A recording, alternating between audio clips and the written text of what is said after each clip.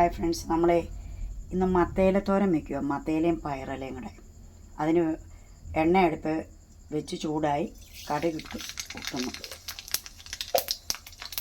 പൊട്ടിക്കഴിയുമ്പോൾ കറിവേപ്പില ഇട്ട്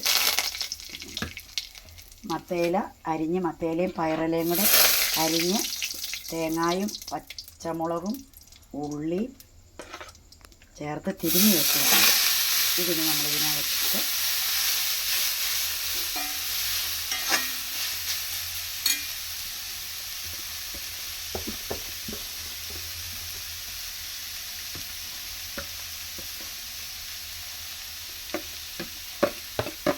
ഇതിനകത്തേക്കിടുന്നു.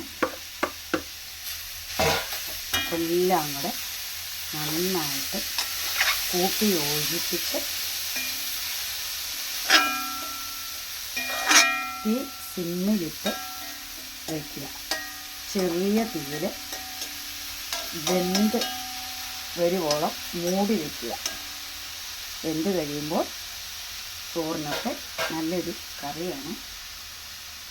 എല്ലാവരും ചെയ്ത് നോക്കണം കേട്ടോ. നല്ലൊരു ഡിഷാണ്, നല്ലൊരു വെറൈറ്റി കറിയാണ്, നാടൻ കറി.